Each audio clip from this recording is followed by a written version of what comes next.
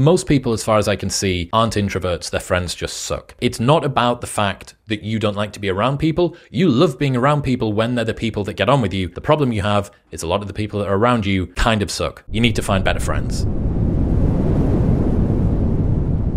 What's happening, people? Welcome back to the show. It is a 400,000 subscriber Q&A episode, which is insane. You already know that I love you all. I gushed far too much on the 500th episode, so I'm going to save that one for today. I asked on my Instagram and on Twitter and YouTube and locals for questions, and we got hundreds. So I've tried to condense them down. A lot of them were similar, so I've tried to bundle bunches of them together. If your question didn't get answered, then I think 450 is probably only a couple of weeks away. So just hold on until then and ask it again. Let's get into it. Elfer. Look, up front, before I get started, I suck at saying these names. All of your usernames are terrible, almost all of them, and I'm going to butcher them. Okay, just put up with it. Elfer.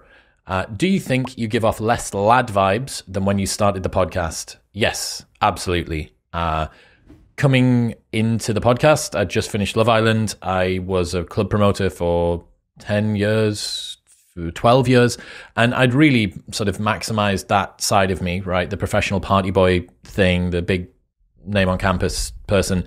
And yeah, I think it's just time to grow up. Like, you see this with guys. They get to the end of their 20s and they realize, look, I probably should start acting at least a little bit like an adult now. And swearing less is also something that I've tried to do. I don't like the way that it sounds. It's good to use when you need to emphasize something or when you're having a broy chat, but less swearing, less laddie vibes, generally, that's the direction I've gone in. Billy Brostoevsky. I've watched your growth on YouTube, and it's clear that you've made a conscious commitment, likely in place of other ideas and interests. What is your advice to someone who wants to commit to an idea in the same way, but has trouble zeroing in on what it should be? Avoid trying to be a perfectionist, right? Perfectionism is procrastination masquerading as quality control. All that you need to do is find anything and commit to it. The best part of this strategy is the committing bit, not the choosing bit. Now, you can commit to something and find down the line that it was the wrong thing to do, but that is better than just spinning your wheels and doing nothing. Now, if you're a little bit later in life, you should be exploiting more than you're exploring, but most people that watch this channel have probably still got quite a few years ahead of themselves. So just do a thing. Do whatever is the closest approximation of what right now feels like something that could be good for you to commit to, and just do that. Commit to publishing one Substack article a week for the next 3 months and see what happens, and you will learn so much just by doing that.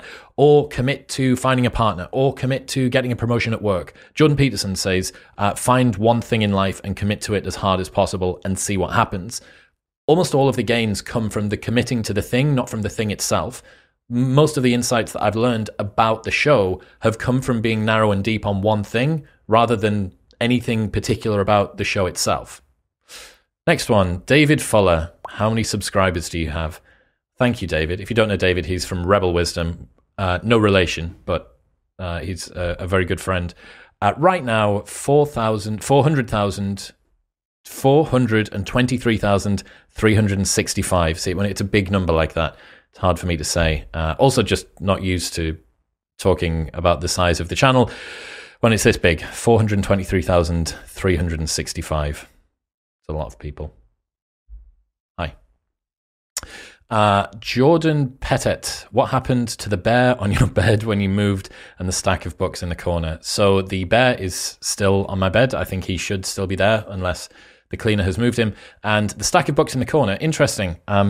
This is the closest approximation that I've managed to find in America to what I had before. I'm actually getting one that's going to be a little bit taller. It's going to go up to about here. That'll be done pretty soon. But I have no books in America. So if anyone has any suggestions or wants to send some books, please do, because I need about 100 or maybe 70, I think, to fill the entirety of this thing. But all of those books are still there. They're just not here with me. AL, if traps aren't gay, then is sex with a pantomime horse bestiality or a threesome?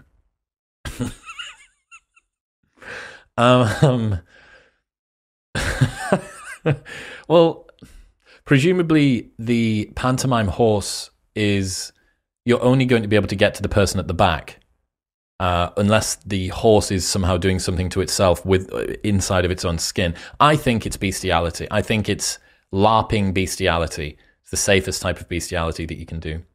Shelby, let's go. Who would you want to have on the podcast the most? Well, last time someone asked this on the 350 Q&A, I said Jocko, and then Jocko happened. So Sam Harris is on the list. I really, really enjoy his work. It would be a different type of conversation again for me. Naval is obviously one that would be up there. I think Goggins, for one of the big productions that we do, I think that Goggins would be, again, just that level of intensity, that grittiness, that realness, being able to see that face up close and really sort of dig into him for 2.5 hours. I think that would be pretty special. So we've put it out into the podcasting universe now, and we'll see if we can get Goggins at some point this year. Can I even say this fucking username? The Pakistani Nuns.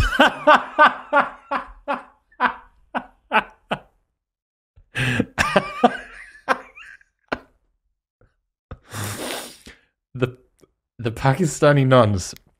Would you get Andrew Tate on the podcast? So me and Tate have been talking for a long time. I've been familiar with his work for ages. We've got each other on WhatsApp. We've communicated a fair bit. Maybe. We'll see. Hold on tight for that. Fucking username. EC, were you a club promoter in Newcastle at Riverside Club? I think I may have seen you there. Yes, that was me. Stood outside with a huge afro and a... Dean, put a photo of me with an afro up here. A huge afro and freezing outside. Yes. Chris Pedrosa, well-deserved. Question, have you been asked to go on Rogan yet? No, I have not. We've never met in person, but he did follow me on Instagram last week. This weekend, just gone. He did follow me on Instagram, which I guess is a good sign. Syriac, how did you manage to get a US visa? What was the process like? Long. It is, the portfolio that I submitted was 700 pages, so it was about 3 inches thick, and I needed signatories of people from within the industry. It's a very, very difficult process to get into this country legally and actually be able to work. But the O1 visa is phenomenal. You can be here for up to 3 years, bank account, social security number, health insurance, all that stuff. It's pretty good. It's just the barriers to entry are huge. Anyone that wants to get an O1 visa, Lehach Philippa is the attorney company that I used, and they are outstanding. They only deal with O1s, and they make the process unbelievably slick. Literally just link them in with Ali Abdal, Lehach Philippa. You can just Google them online. J Continent, how short is Michael Malice really? He's not that short, actually. He gets away with a lot and is able to be mean because he is small-ish, but he's not that small. Certainly not as small as he is mean. Not that short, just like a little bit smaller. Not Risley Mabile. You only get one Naval-ism. What do you choose? Take no one's word for it. Someone asked him if you could give life advice in 5 words. Take no one's word for it. I guess that's six words. Take no one's word for it. It just means to me that a lot of the things that are default desires or social norms, some of them are there for a reason, but it's worth testing them for yourself just to see. Tegus 100. Do you feel at home and secure within the podcasting sphere, or do you feel some form of imposter syndrome and find yourself comparing modern wisdom to other podcasters and negatively self-reflecting? Good question, yeah. I do feel competent now. I can sit down with a Peterson or a Huberman or a Jocko or whatever and feel like I'm supposed to be here. We've worked so hard on this show. It's been 500 episodes in 4.5 years. With a 2-person team, basically, on the publishing side. I feel like I've earned the spot of where we are. I still feel like the channel is wildly undersubscribed. Nothing's changed, right? Nothing's changed in the last pretty much 2 years, apart from a little bit of better camera quality and me refining a bit of questioning. So it always felt like we had sort of latent capacity or leverage or ability that just wasn't being recognized. And it's cool. Like, it's nice to have people that have followed the channel from 1,000 subscribers, and now it's this big thing and lots of people listen to it, and it's still the same. Guests are still similar. Conversations are still similar. It's very cool. When it comes to the imposter syndrome stuff, it is difficult not to feel a little bit out of place when you're speaking to somebody that's so well known or has got so much reach or is so well regarded within the industry. But for the most part, I'm getting a lot better with that self-reflection, negative self-talk. That's calming down a lot.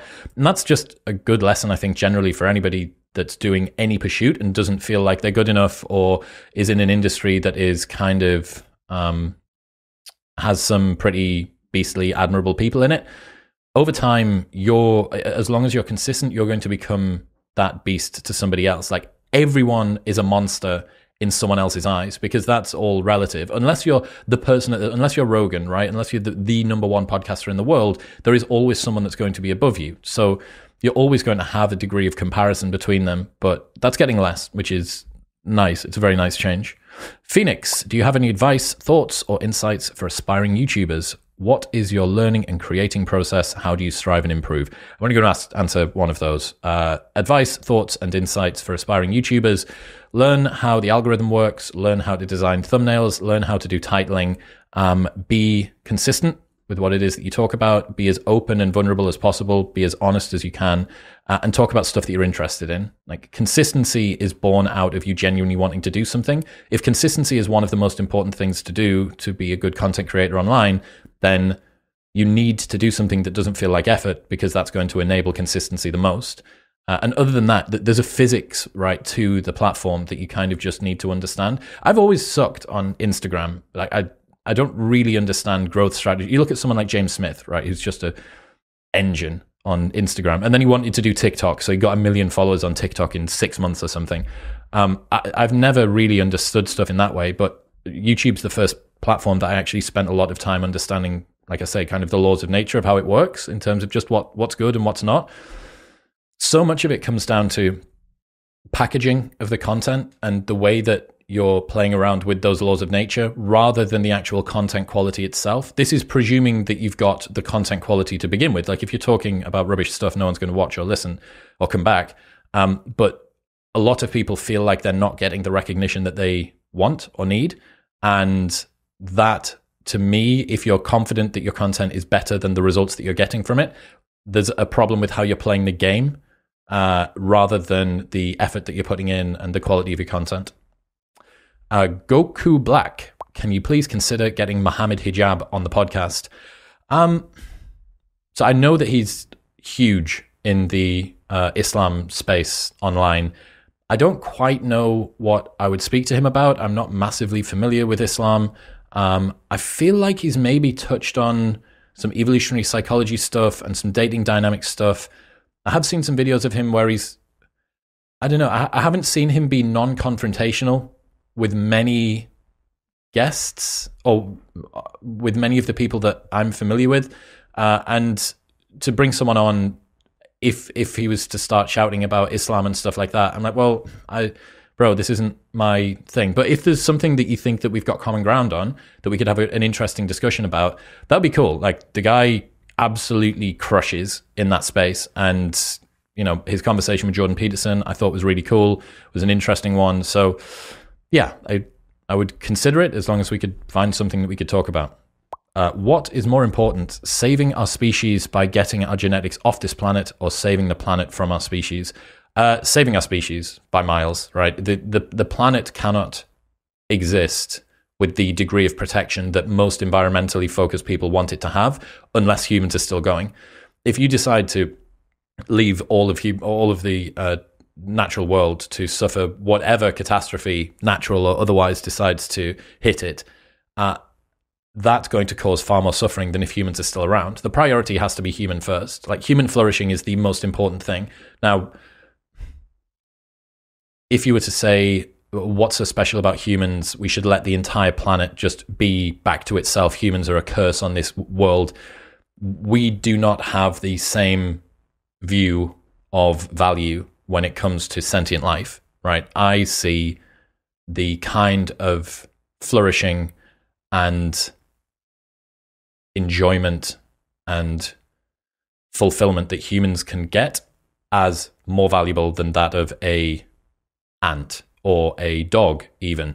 And this gets borne out, right? If you had any animal on the planet or a human and a car was going to hit one of them, anybody that has any sense is going to choose for it to hit the animal, right? Why? Well, because humans inherently have more value because we have greater capacity for suffering and greater sentience than everything else.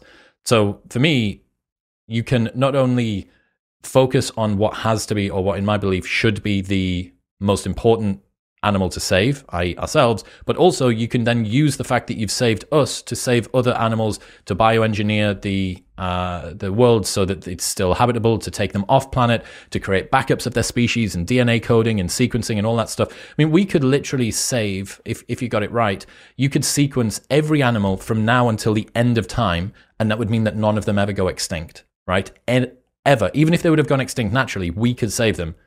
If we're not here, we can't do any of that.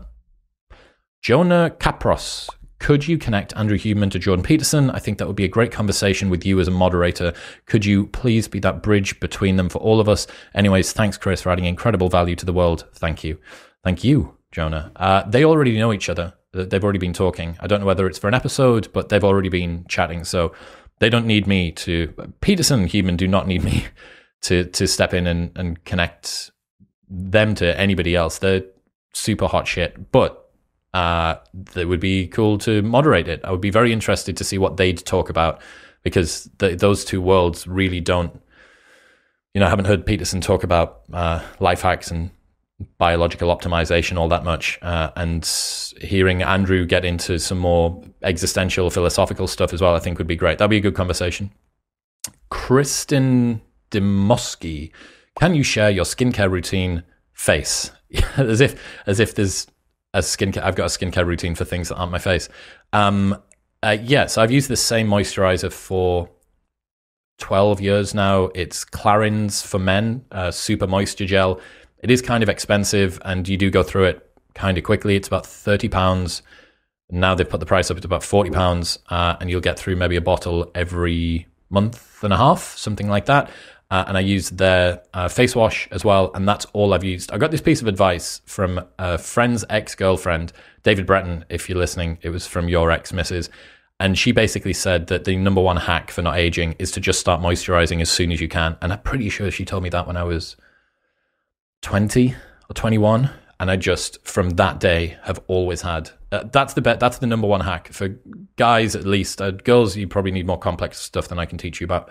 But for guys, just find a moisturizer that works with your skin and just continue to use it and just lock yourself in for the long haul. It seems to work. It genuinely does. Kentucky Bound, would you consider having the Liver King on your podcast? Lots of stigma around him, but I think if you sat down and had a chat with him, you'd find him to be a really interesting person. Lots of good to be heard in his message, regardless of the savage organ devouring. Thanks, Chris. Love the pod, man. Yeah, sure. He has DM'd me. We've been speaking over DM a little bit, and I've been speaking to one of the guys in his team. So maybe. I haven't seen anybody really push back against him at all.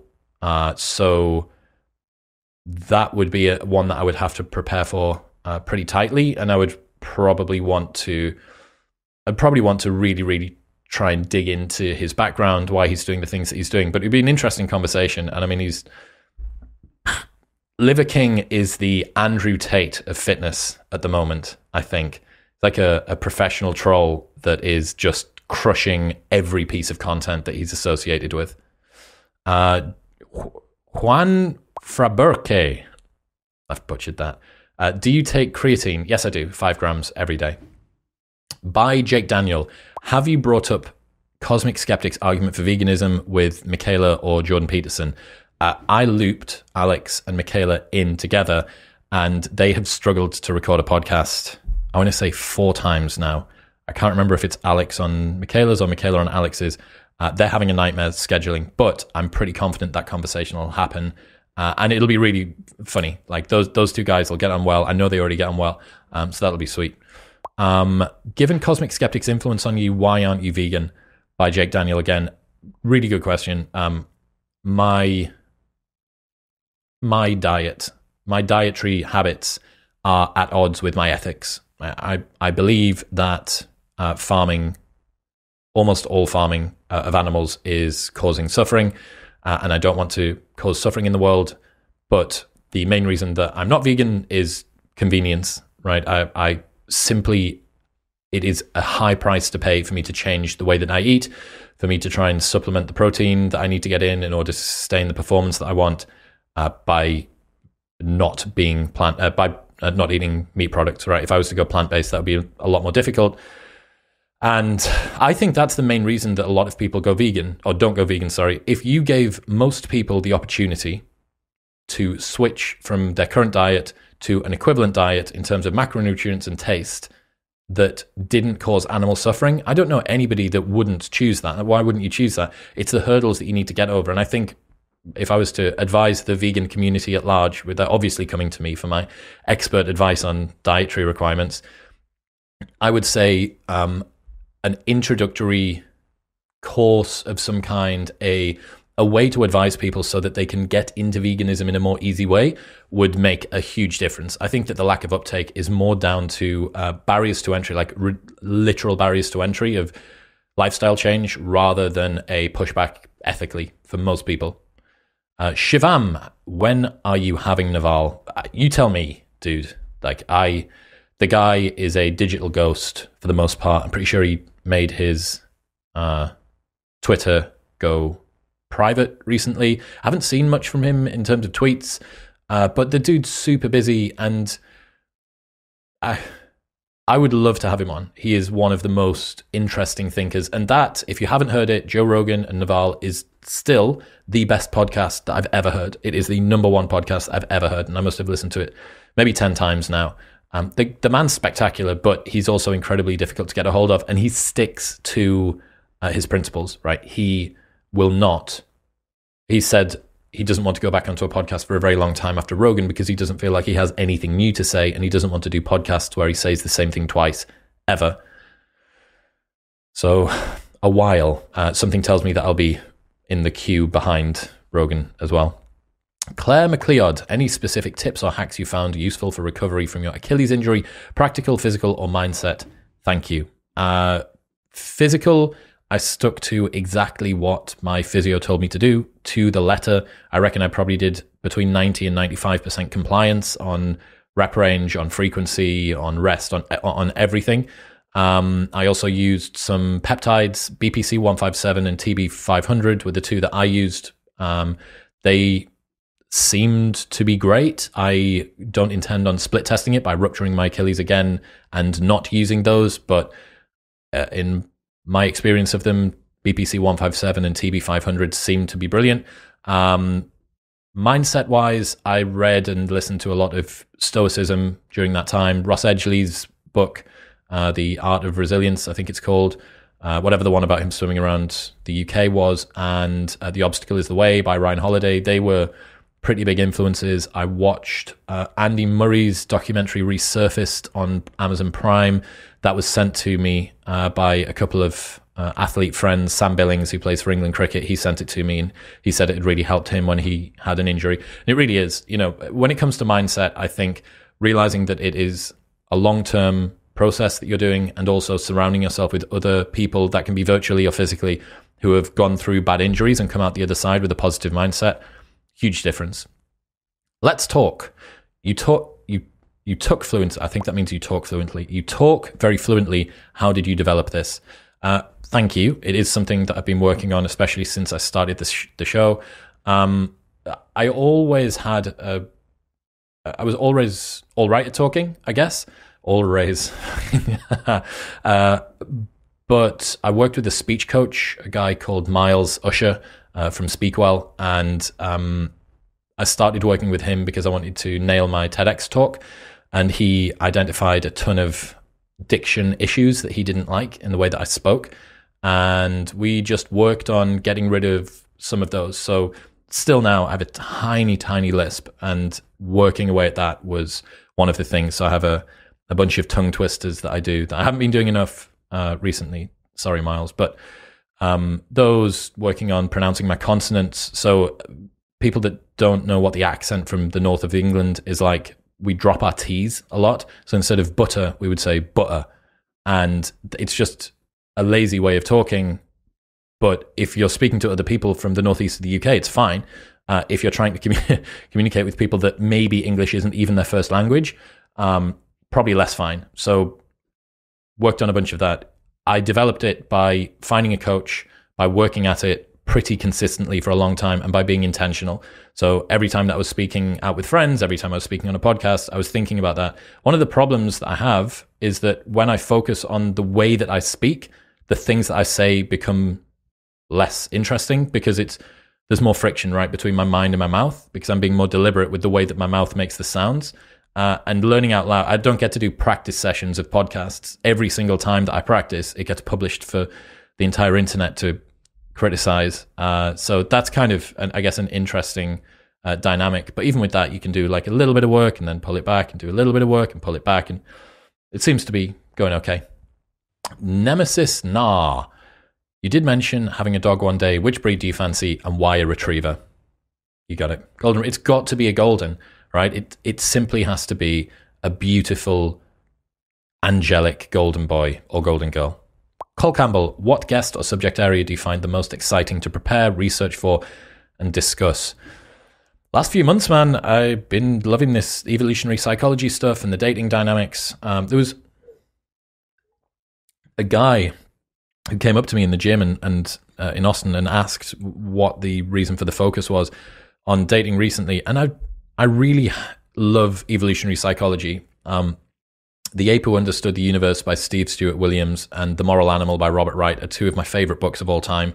I just love seeing the way that we're programmed. And one of the easiest displays of that, I suppose, is the way that we show up in relationships, in dating, the dating dynamics and the sexual marketplace and stuff. That being said, I would say that I'm starting to maybe move a little bit beyond just the dating dynamic stuff and into, I don't know, trying to mediate between two different groups. So Louise Perry, Nina Power, and Mary Harrington are three examples of where I've tried to bring a woman on to get a woman's perspective of what's going on. Nama Cates, when she was talking about incels. I know that loads of people don't like the idea of a woman-splaining about dating to men, but I've learned a ton from them, and trying to bridge that gap a little bit more, I think is what's important for the red pill world or manosphere space, whatever you want to call it. And that's hopefully what second wave manosphere red pill will be. It'll be much more communicative. It'll be much more collaborative between men and women. And if I can nudge it toward that, then that would be it. But that's what I've been super enjoying researching and preparing for recently. And God knows what it'll be. In 3 months' time or 6 months' time, it'll be something completely different. And you will all be along for the ride and forced to learn about e-foiling or professional volleyball or whatever it is that I've got addicted to. Inexorable. After 4 years of podcasting, what has surprised you most about the ride? How long it takes for momentum to be gained online. I think me and Dean have always said that the channel felt undersubscribed. I'm sure some people think it's oversubscribed, but it always felt like we were putting a lot of work in and it wasn't really being seen online or recognized by the algorithm. And the most surprising thing, I guess, is just how talented a lot of people are and how much good content creating there is out there, and yet how little of it makes it to anywhere close to even where we've got to, and there's still a shit ton of headroom above us. So good quality always wins out, but it takes a hell of a lot of time. So I guess the pace that things go at, like it's nothing. If you look at the graph of the plays from Modern Wisdom, it is completely flat, basically, and then there's just this huge hockey stick. And yet 2 years ago, I thought it had been completely flat and I was already in the hockey stick. And that's what an exponential curve looks like, right? Every time you scale out, it just looks, the previous month looks paltry in comparison. The amount of patience that you need to have is the thing that surprised me the most. Nicole Q, have you considered doing a coaching program for podcast hosts? It appears you've put thought and effort into your hosting skills, have value to offer here. Yeah, I have genuinely considered this, doing a podcast mastery cohort-based course, or perhaps even a passive one. It's the thing that I've got the most skill and experience in, I think, in the world, except for club promo. And the market for people that want to become club promoters at the level that I was at is pretty small. I have considered it quite seriously. Maybe. We'll see. If people want that, I don't know, leave a comment or something and I'll get Ben to tally them up. And if there's loads, maybe it'll push me slightly more toward doing it. Cosmic Skeptic. Hi, Alex. Does transcendental idealism offer a plausible account of the nature of spatial extension? Mate, you're not impressing anybody. It just makes you sound like somebody that has never had sex. That's all that question does. So I don't know. I don't know what you mean. Please go outside. Animal Baits, what kind of conversations do you have at parties? Chris, you know exactly what sort of conversations I have at parties because I've had them with you, and we stand around a table at a party filled with interesting, good-looking people and weird anyone out that comes within about 10 feet of what we're talking about. Me and him and one of our friends called Ben out here in Austin were at a party, stood around a table, and we went from AI sex robots to simulation theory to are aliens out there to whether you can crush a watermelon between your thighs. And anybody that tried to join in was there for about 15 seconds and then just thought, it was just a bit weird, this bit strange, and then left. So that's the sort of conversation that I have. Pastorinico, what did you have to give up in order to get to your current position? This is a smart question because it's similar to what I ask a lot of the guests, which is, what is the price you pay for being you? A lot of time, to be honest. Like, the show is still so effortful. Like, it is a huge lift by me and Dean with assistance by Ben. It is hours and hours and hours and hours every single week to get the episodes up. And so I guess spare time with friends, time in the gym, time in nature, time relaxing outside, trips away. I would have made more friends and stuff, I suppose. This kind of really rubber meeting the road of why you're doing the thing that you're doing. You know, what are you optimizing for? Are you optimizing for just success or growth at any cost or whatever? But at the moment, I'm not far off pushing way too hard and burning out, but I'm just below the surface of it. So I can keep going with where we're at the moment. But at some point in the future, we're going to need to get a producer in or something, because doing 3 episodes a week the way that we do is kind of hard. And I'm looking forward to, after having put, probably 5 years of work in completely solidly, the first 3 years of that, or the first 2 years of that being whilst running a business, I'm looking forward to having a little bit more time to kind of, I don't know, do other things or indulge whilst still the show delivering the way that it needs to. Oh my God. Lee Axtidathsaigus. Fuck. What is the most important difference in mentality between males and females? Ooh, that is a good question. What is the most important difference? I can't give you the most important, but I can give you one of the very interesting differences, which is that I think, in fact, here's an interesting one to go over the top of all of it. I think that a lot of the differences between men and women come from motivations rather than capacities. So on average, men and women are mostly the same at most things, right? Whether you're talking about their ability to be nurturing or their upper body strength, there's some differences there. But across most things, most men and women are mostly the same. However, they show up in incredibly different ways. So what does that say? It says that it's less to do with capacity and more to do with motivation. I think 80% of the people that work over 50 hours a week are men. That's got nothing to do with capacity. Women have the same number of hours in a week as men do, but they don't choose to work more than 50 hours. That's a motivation thing. Like, men can hold a baby just as well as I mean, they can maybe even hold a baby slightly better for longer. You look at the 1 rep max of baby holding. Men can hold a baby just as well as women do, and yet they tend not to. So why? Well, motivation. So I think the biggest differences between men and women lie in their motivations rather than in their capacities. Achilles Singh. Any tips for meeting people organically rather than through dating apps? Yes. Read Models by Mark Manson, and he will tell you that the best place to go is to think about what is the sort of person that I'm wanting to meet. Where do they go? And go there. If you're into chicks that are fit and do CrossFit and have big legs and big bums and stuff, go to a CrossFit class. Go to multiple different gyms throughout the month and find the one that's got all of the hot chicks in. Or if you're after a guy that is into musicals or into books or poetry or whatever, go to a theater or a library or a book reading or a poetry gig or something. Like, it's pretty easy. If you want to find someone that has something that's a core part of their being, where would that sort of person go? And just go there. That's like, it is a bit of a no-brainer. Is there a mindset? Ray Monzegpig. Is there a mindset an introvert can have to make approaching socializing more bearable? It is kind of difficult, to be honest. Finding people that you like to be around is a big part of that. Most people, as far as I can see, aren't introverts. Their friends just suck. Like, it's not about the fact that you don't like to be around people. You love being around people when they're the people that get on with you. The problem you have is a lot of the people that are around you kind of suck, or they don't vibe with you.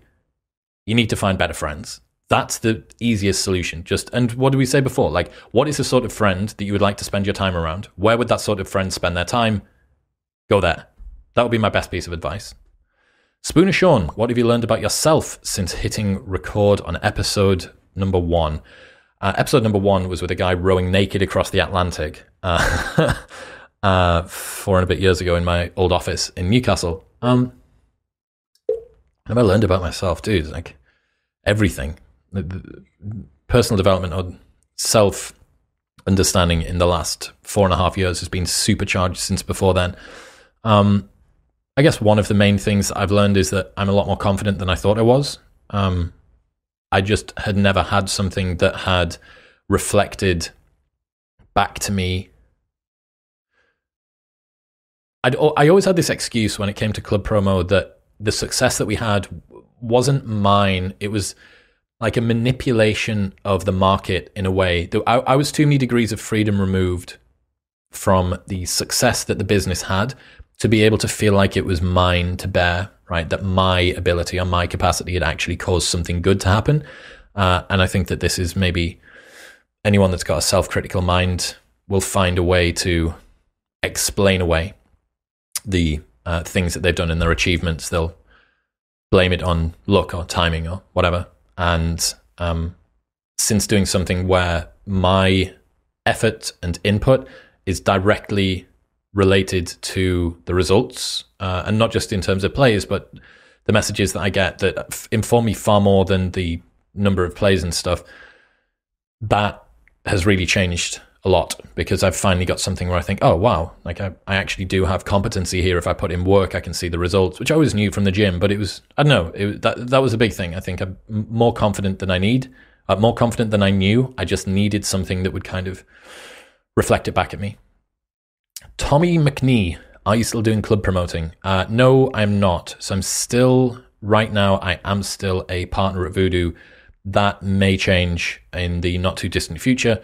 But Darren, my business partner, is still crushing it in Newcastle. He's got his bar 2020. If you're in Newcastle and you want to go out on the big market, go to 2020, say that I sent you, say that you hear from Modern Wisdom, and I'm sure that he'll do something nice for you.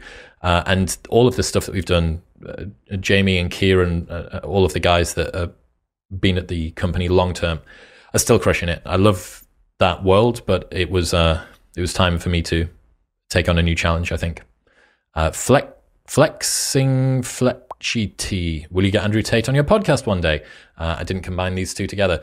Dude, I think that what Tate's doing at the moment, I mean, it's having watched him for so long, it is wild to see that the world is only just kind of getting a hold of how interesting that guy is. Like, say what you want about what Tate does, right? He's an interesting guy to watch, and he's a very compelling person to see on the internet. You do not need to agree with him, but you watched a lot of his content. So really is weaponizing eyes and attention at the moment in a way that very few other people are, except for maybe Liver King. I reckon that's it, man. I reckon Liver King is the Andrew Tate of the fitness world. They're both professional trolls. They both do not care about what the world thinks about them, and they're both making a shit ton of money. There it is. George J. Kennedy, not a question, but I can't wait for the day that you go on JRE. Me too. I need to find something to talk to him about first. Lucy Viane, what are you unwilling to feel?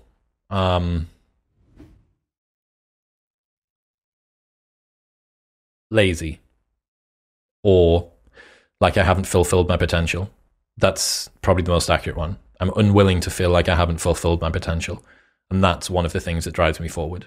It should be more positive. I know me that did the episode, right? I did the episode with Dr. Benjamin Hardy about the gap and the gain, about the fact that you need to be living in the gain, not in the gap. You need to be comparing yourself to who you were yesterday, not who you want to be tomorrow or who somebody else is in 10 years' time.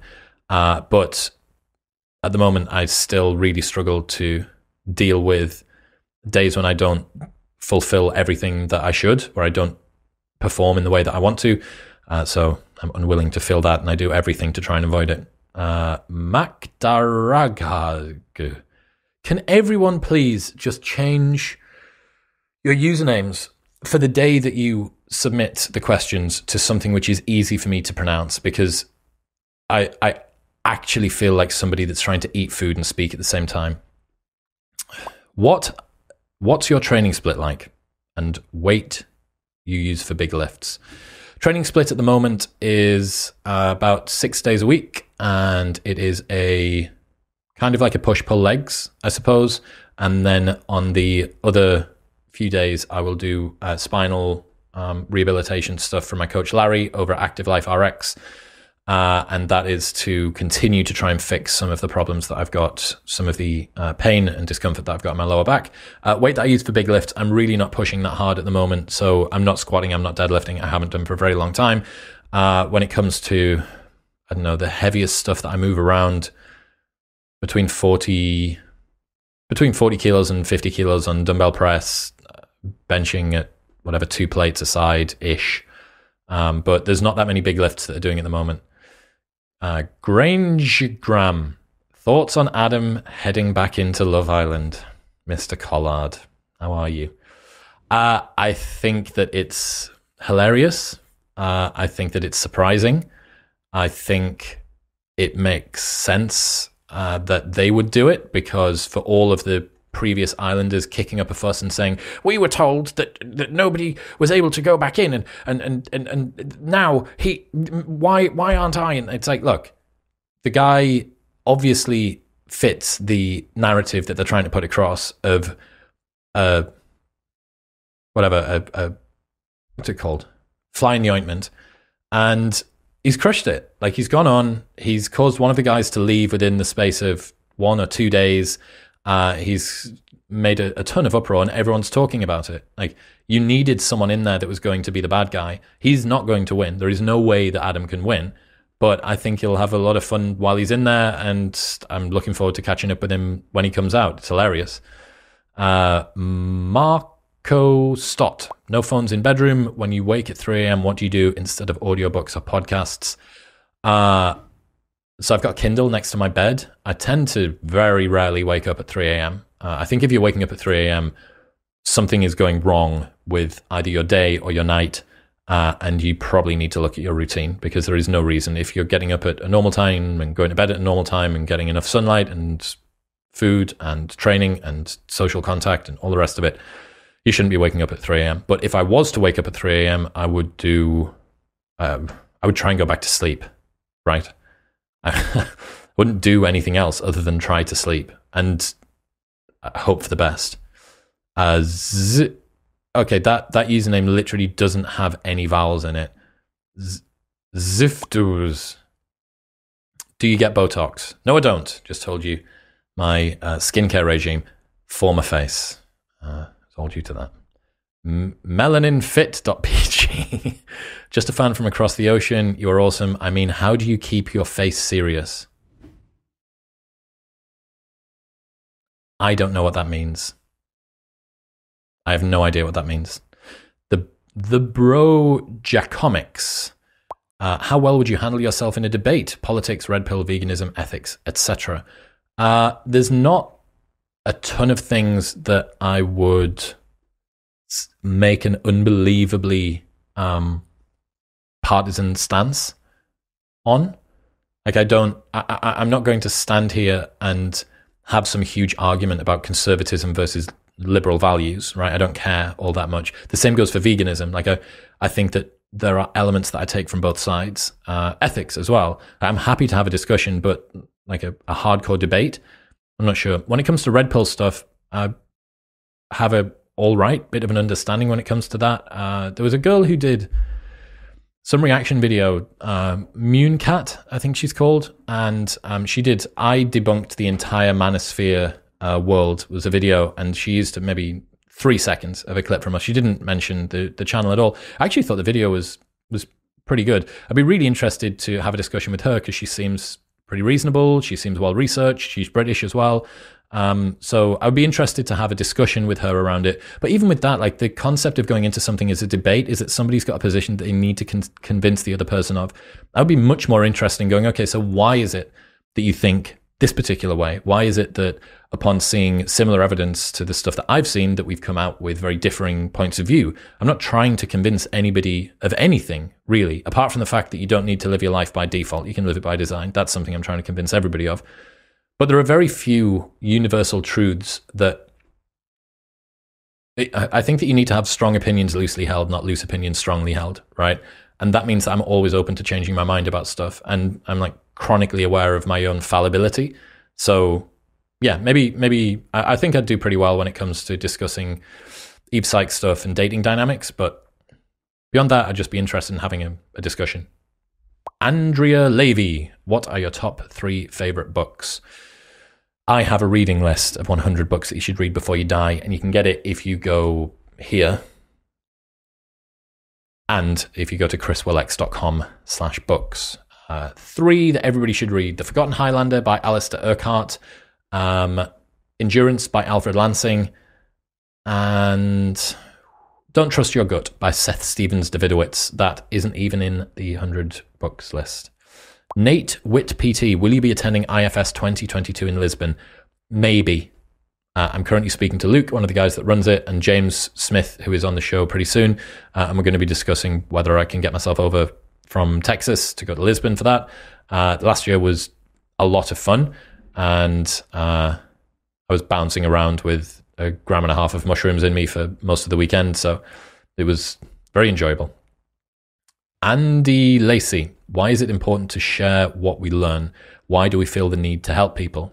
This is a cool question. So my belief is that a lot of the things that we go through in life that hurt us, that are challenges that we, in retrospect, maybe wish hadn't happened, you can transcend the suffering of those by teaching other people how to get past them as well. This thing came up against you, you thought it was going to end you, and it didn't because you got through it. And it's not going to get the other people either, because you're going to use what you went through in order to expedite their success or help them to avoid pitfalls. And I don't know, it's a really good way of sticking your middle finger up at parts of life or people in your life that have done things that you wish that they hadn't. It is one of the best ways to transcend resentment or bitterness or whatever it might be.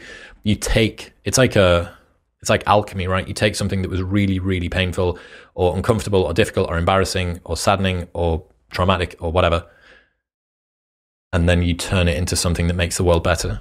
Like, that's fucking power. That's power. Else, what's your criteria for choosing guests? The same as it has been since the first episode, which is anybody that I find interesting. This show is a sequence of conversations with people that I think are interesting, and you guys get to listen in. Like, that's the way it works.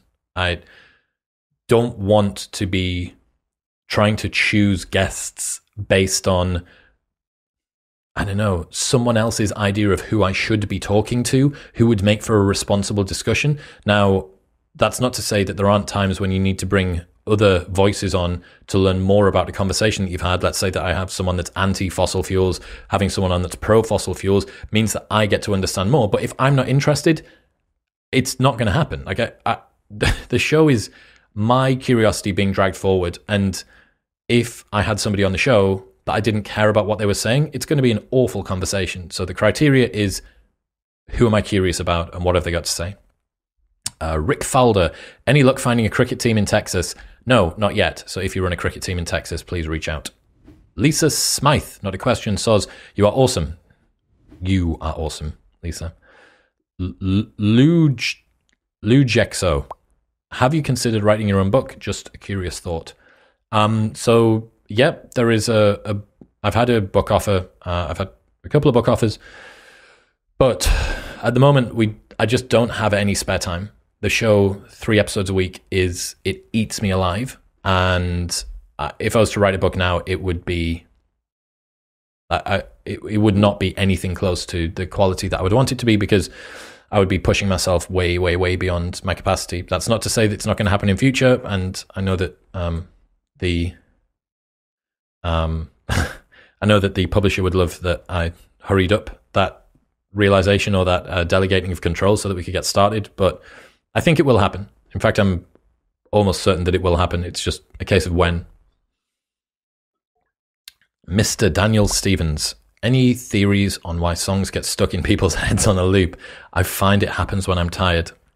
So during my research for the Huberman episode, he spoke about the fact that first thing in the morning, our brains are unusually responsive to inputs.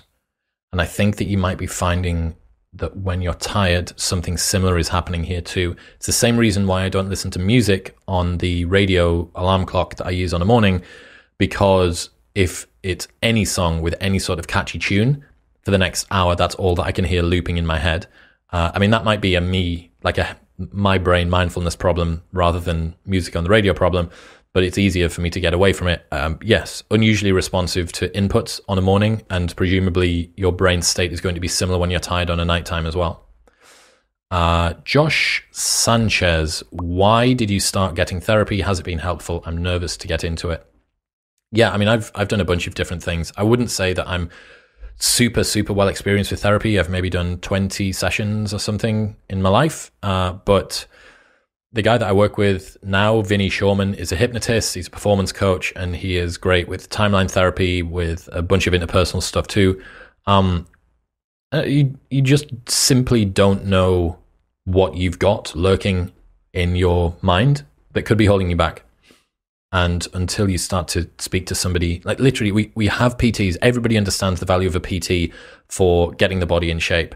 The mind is infinitely more complex than the body, and yet people don't go to a therapist when they feel like they need to do some work on their mind. So I think that's the most compelling analogy that I could use. 500 days of caffeine, what were your positive takeaways? I think that means 500 days off caffeine. 500 days of caffeine would have been the exact opposite of what I did. I had better sleep. I had no more. The most important thing, actually, the best takeaway from doing caffeine free for a year and a half was that I completely deprogrammed my need for caffeine. It's the same main takeaway that I learned from alcohol, from going 1,000 days without alcohol, was that a lot of why you take the substance isn't because of the effect of it, it's because of a compulsion that you have. And now when I want to have caffeine, I do. It hits me like an absolute train. So I've got 90 mg energy drinks rather than 150 that I think is in a Nocco, 200 that would be in like a Celsius, or 300 that would be in a Bang. I've got a 90, which is like a medium cup of coffee, and it still takes my head off. That's the best takeaway. I no longer need it. I can choose to use it when I want to. And when I do use it, it is like rocket fuel. Who presents a better X risk, Russia or China? The British public currently believe they are equal. I would say China. I think that over the next 50 years, they're a huge threat. And then in about 50 years' time, they become a much less big of a threat because their population is just wrecked now. Like, they just do not have enough young people to support the old people. And in 50 years' time, all of the current young people are going to be old people, and there won't be enough more young people to keep them going. Young people are the ones that buy things, they're the ones that make things, they're the ones that actually keep the economy going. And they're going to be really struggling. But they're going to know that, which means that the next 50 years are going to be particularly precarious as they try to future-proof themselves from civilizational or demographic collapse over the next however long. MD Performance Psychology. No question, would love to see you engage with a high-profile Muslim on your podcast. I'm a big fan of your work. Well, Mohammad Hijab has been suggested. I just don't know. I don't know what I would talk to him about. I know so little about Islam, like, apart from Ramadan and stuff. Like, I just don't know what I would talk to him about. But I'm open to having a discussion with a high-profile Muslim if they want to talk about dating dynamics or existential risk or fitness or something. I can't even make that. What noise does the letters KJHENGR? What is that? Kjeng. Why/how did you move to the US? Why Austin? Why was because I'd done everything there was to do in the UK, and I felt like I needed a change, and I wanted to be somewhere that was social, with good weather, with a lot of fitness and health and wellness and stuff. And I had a ton of friends that were already here, and all of the things that I predicted that would happen have happened, which makes my self-righteousness feels vindicated and super satisfied. IB Andy Vickers. Is woke over? Are we coming back from the extreme forms of left and right to being sensible again? So woke isn't over, but I do believe that we've passed peak woke. I think that peak woke was around about June or July of 2020. And I think now, if you look at almost anybody that isn't an insane super lefty, they understand that transing the kids or allowing a toddler to come into nursery and say that they're a different gender and encourage them to do that and not tell the parents. I don't know any person that thinks that that's genuinely ethical to do. However, it is going to take a very long time for that to happen. And we also need to be careful about too much of a flip-flop back to the other side, where you could see right-wing ideas that are also pretty bad, extreme right-wing ideas coming through. Yes, I think that peak woke we've reached apogee and we're coming back down now. I think there's a long way to go, and I think that we need to be concerned about how much we swing back to. Brett JMCC. Has COVID increased divorce rates? Maybe. I don't know. Someone post a stat below. Someone will have this. Post a stat below if you know. Ryan Couston. Thoughts on the Tate brothers? I didn't do a good job of bundling these together. They're interesting guys. That's what I have to say. Rob Vander, that's a good one. Rob Vander. Now you're in Texas. Do you want to own a gun in the near or distant future? I've been shooting a lot. I did some training. I did some competitive shooting, and I can completely see why people think it's fun. Like, these pieces of machinery are unbelievably precise and powerful, and focus your attention a lot. If you've got a gun in your hand and you're treating it with respect and not waving it around like a dickhead, if you have a gun in your hand, you think about nothing else other than the fact that you've got a gun in your hand. And there's not many things that you can hold in your hand that cause that to happen. Adam Dixon 95. How much do you drink alcohol now? I know you took significant breaks in the past. So over the course of about 5 or 6 years, I was probably sober for maybe 4.5 of them. And now I will drink pretty infrequently. There's a couple of weekends in a row where I was drinking Saturday, Sunday out here at pool parties and stuff. But I also have recently done a couple of month-long breaks that I just felt I needed to do if I wanted to focus on episodes. Didn't drink in the lead up to Huberman or Jocko because just cutting out alcohol makes such a difference to your mental agility, your sleep quality, your recovery, everything. So it is just a tool, the same as the Pomodoro technique or fucking putting your phone on Do Not Disturb. It's exactly the same now. It's just a tool that I can drop into and drop out of as much as I want. Jivanti, are you a full-time YouTuber/podcaster now? What advice would you give to people in 20s? I guess I am a full-time YouTuber or podcaster now. It is the main passion project. It is what I go to sleep thinking about in the nighttime. It is what I spend all of my waking hours working on. What advice would I give to people to the people in 20s? What advice would you give to the people in 20s? I don't know. I don't know what I would give to the people in 20s. What I would say to people that are in their 20s is work hard, see what your tolerances are for high amounts of work. What does too much feel like? What does too little feel like? And then that gives you parameters. I know the limits of how hard I can work, and I know just as I'm about to touch them, and then I can back off, which is what I've done consistently for about 2 years. The only way that you can know that is if you've really pushed it too hard, and you can't really afford to find that out when you're 42 and you've got kids and a wife. Like, you can't be burned out because you've pushed yourself too hard, or you can't be dissatisfied with life because you're not pushing hard enough. Learn those boundaries, I think, in your 20s when you've got the freedom to be able to do it, and then that'll inform you moving forward. Fayozuma, bro, what do you think about people, me, who are interested in random subjects? You're my favorite type of people. That's the people that only have one obsession when it comes to curiosity. To me, it is so strange. Like, this is one of the reasons that I absolutely love the podcast. Modern Wisdom is the show that I would listen to if I was an audience member, because I feel like everybody is a multifaceted human, right? We all have tons of things that we're interested in. We got obsessed about UFC knockouts, or we got obsessed about 19th century poetry, or we got whatever, right? There are tons and tons and tons of things. And with these multi-layered, multifaceted creatures that have loads of different interests, why not reflect that in the content that you make? There's this common held wisdom or whatever in content creation world, especially in podcasting, that you're supposed to niche down super hard. You capture that niche because you can make a name for yourself in a small pond much easier than you can make it in a big pond. And then once you've captured the niche, you then broaden out from there. Now, I don't know, maybe I've made an error by not doing that. Maybe we could have got here to where we are quicker had I have done something different. I don't want to do that at all. There is no part of me that wants to spend 150 episodes a year just talking about dating, or just talking about culture wars, or just talking about health and fitness, or philosophy, or mindfulness, or mindset, or growth, or resilience, or anything.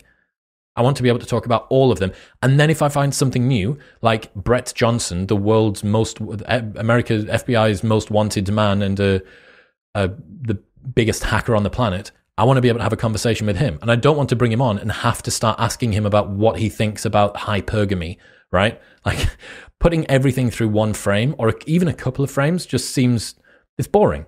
I don't want to do that. I'm interested in lots of things. If you're interested in lots of things as well, you're probably super interesting, because you can find common ground with so many more people that you speak to. It's a superpower. It's not a weakness. Not having a narrow band of interests is something that you should be proud of. N Bolton 13. Do you still keep in contact with anyone from Love Island? So from my season, little bits here and there. I've bumped into Josh Ritchie. If that guy is like, anywhere that I go on holiday, Josh Ritchie permanently lives on holiday. Right? And he only lives on holiday in the places that I'm going to, apparently. He was in Ibiza when I was in Ibiza twice. He was in Dubai when I was in Dubai. He was in Manchester when I was in Manchester. The guy is everywhere. John, I speak to very rarely. Max, we speak moderately regularly. I saw him in Newcastle at one of our events toward the back end of last year. And then Collard, obviously can't keep in contact with him at the moment because he's on the island, but those are the ones. No, there for the memes one. I am a fan of the Red Rising Series 2, first trilogy. Ever tried to interview Pierce Brown? So Pierce is in my Instagram DMs, and I will almost certainly get him on. I will definitely try to get him on once the new book comes out, once book 6 comes out. I will definitely try and get him on. I think he's a fascinating human. I love the fact that he takes all of his ideas from history, from real battles, all of the naming of the character. It's so immersive. If anybody needs a fiction series right now, go and buy Red Rising on Kindle or buy the book. The audio series is great as well. It is the most addicting series that I've ever... Anybody that I send it to, it should come with a warning label. It should come with a warning, this product is highly addictive, because it's next level. Yes, I will get him on. Rory Gillespie, would you have Ben Shapiro on the show? Yeah, sure. I would be interested to speak to him, Ben, a little bit more about his personal views on stuff.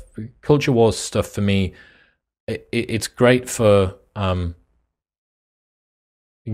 gaining plays and having a laugh at kind of crazy stuff that you've seen on the internet. But I would be much more interested in hearing about Shapiro's motivations. He works incredibly hard. He was similar to me. He was bullied a fair bit in school. I'd want to know how that informs the way that he shows up now. Loads of stuff. I'd love to find out about his typical daily routine. I'd love to find out about how he prepares for episodes. There's so many things that, like, Shapiro particularly would be really fascinating to talk to about that no one ever asks him about, because everybody just wants him to dunk on trans people or whatever. And I think that there's definitely more to him than that. So yeah, hold on. Rory Gillespie, you have asked a lot of questions, and I'm not going to answer them all. Pat Hoybuk, do you have plans to update your reading list? What's the best book currently not on that list? Yeah, I'll do it eventually. I feel like there's still a lot of people watching this podcast who haven't downloaded the reading list yet.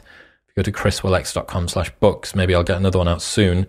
Best book currently not on that list.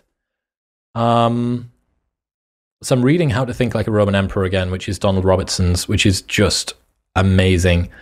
Probably what I said earlier on, Don't Trust Your Gut by Seth Stevens-Davidowitz. That's great. Or actually, The Case Against the Sexual Revolution by Louise Perry. Just outstanding. I think it's out in America now. So if you watched that podcast and you didn't get the book, go and buy Louise's book, The Case Against the Sexual Revolution, because it's really, really good. Casey Ben, do you have to achieve the thing in order to realize the thing won't make you happy? Overall, yes, I think so. I think Naval's right when he says that it is far easier to achieve our material desires than to renounce them. It's much simpler for you to not care about having a banged up old car if you know what it feels like to get inside of a Ferrari. There's just an open loop element of humans, and we are naturally statusful creatures. This doesn't mean that you can't do some mindfulness work and reduce your ego down and stop playing Keeping Up with the Joneses and the comparison game and stuff. You absolutely can. But for a lot of things, I genuinely think it might be easier to just do the thing, to just achieve the thing, and then you can absolutely let go of it. You can completely transcend it. Rory Gillespie, again, look, this is a good question, Rory. So I'm going to give you two, but you've asked so many questions here. How the fuck did these get through? Anyway, this is a good question, so you can have two. Best advice you could give to teens/young adults who worry about still being a virgin. I'm going to guess that this is for men or for guys. Dude, I wouldn't worry at all. Like, especially if you're in your teens. I lost my virginity like well into my 17th year. Well into the year of being 17, so my 18th year. I was hopelessly lonely and uncool, and just if there had been a who is going to stay a lifelong virgin vote at school, it would have almost definitely been me. This is one of the things. Wheat Waffles, I saw him do a conversation with First Man not long ago. Wheat Waffles, this big sort of black pill YouTuber, and First Man does red pill stuff. And one of the things that I haven't heard talked about much from people that are worried about still being a virgin or incels that are young is, look, you do not know what your future has in store for you. You don't know how you're going to look. You don't know how comfortable you're going to be around other people, how social you're going to be, the money that you make, the status that you achieve. That maybe you turn gay. Maybe you become so comfortable with yourself that you just get this animal magnetism or whatever it might be. Like I literally sound like my parents. You have so much time. It doesn't worry. There's no need to worry, blah, blah, blah. But it's a little bit more nuanced than that. You simply can't track the trajectory of your life that well. When you're young, everything that's happening right now feels like that is all that there's ever going to be. You have no idea of the optionality and of the different life paths that you could take downstream from here. Just have faith. Like, almost all people are going to be completely fine, and you're probably going to be one of them. So just don't obsess over what it is. Mindful Mitch, would you fight a polar bear with 3 limbs or 3 Rottweilers? What's your tactic? Well, I mean, it's going to have to be a polar bear with 2 legs and 1 arm. So I'm fighting a polar bear with 1 arm because there's no way that I could do it with 1 leg. Or 3 Rottweilers. I don't know. I mean, how bad are Rottweilers? They're the ones that can lock their jaws around your arm, I think. That would suck.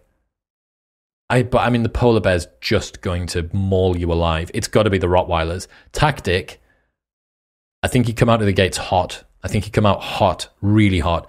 You try and a lot of kicking. You need to volley the first one pretty well. Like as it's coming toward you, you're going to have to time it, and you're going to because you're hopefully going to get it in the midsection. You want to come in with a lateral kick, right, around the side, but that means its head is going to be perilously close to your jewels. So nice sort of side kick into the first one, show them that you mean business, and then it's just a scrap from there. That's the best I've got. Reader 1226, advice for guys in their 30s struggling to find purpose.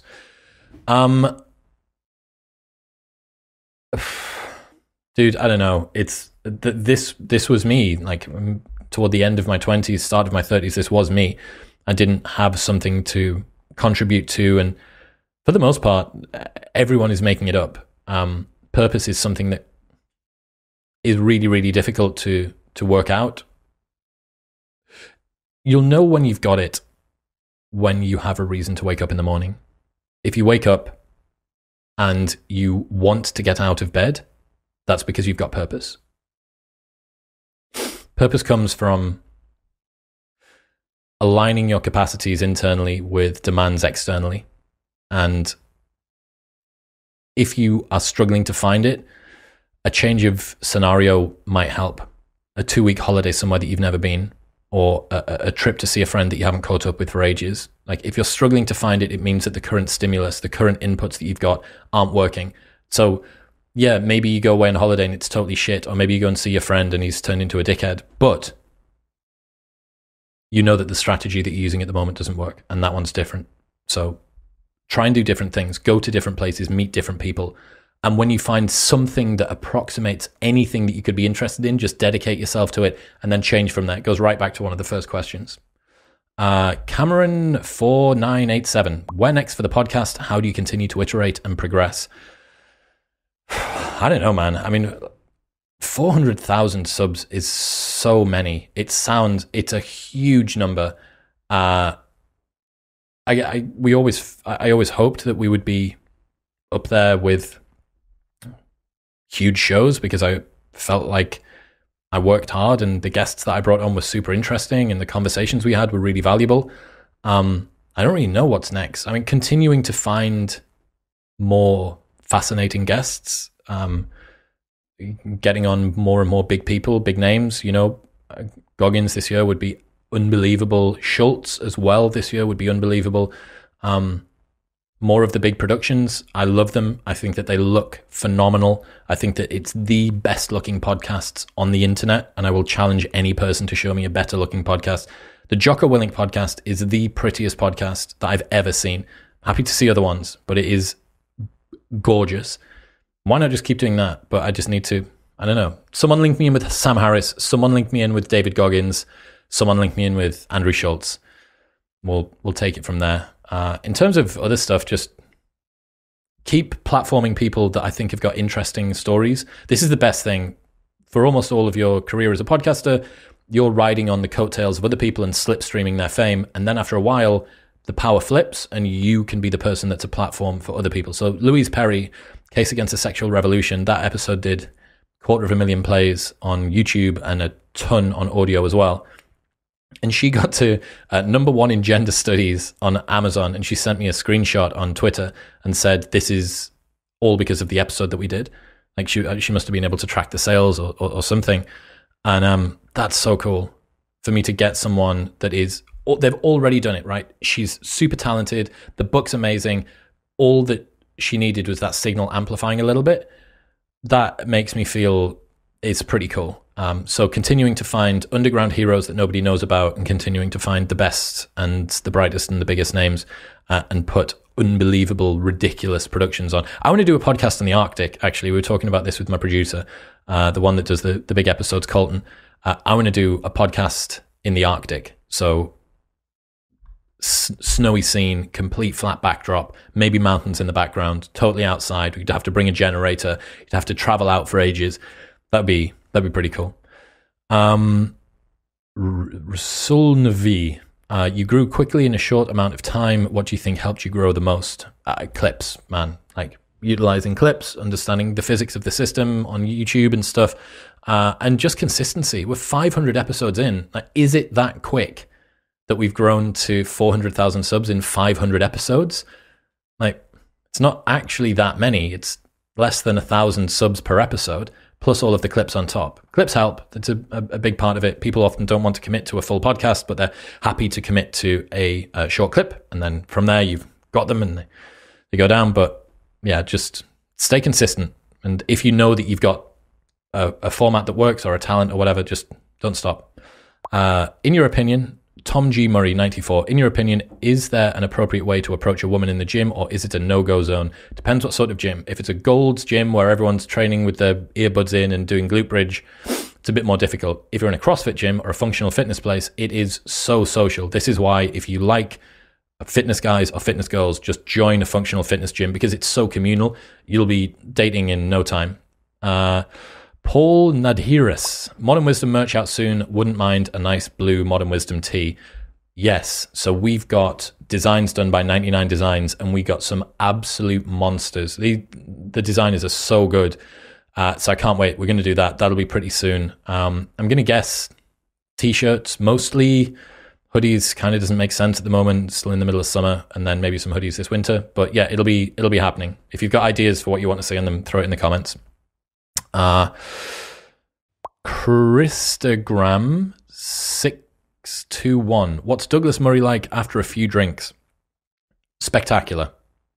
Absolutely spectacular. That man is a very, very funny person to have at a dinner. I went to the Peterson's wedding and was sat next to him. We've spent a bunch of nights in New York drinking Manhattans until 3 a.m. The guy is a lot of fun. And when I drink, I don't get any more witty. I get slurry, right? Douglas somehow gets sharper once he's had a bit of booze in him. I actually think that it might be a performance enhancer for him. So he might be drinking before he goes on Fox. I don't know. A lot is analyzed into what makes a happy life. How can you sum it up in a line? Harry Keenan, 37.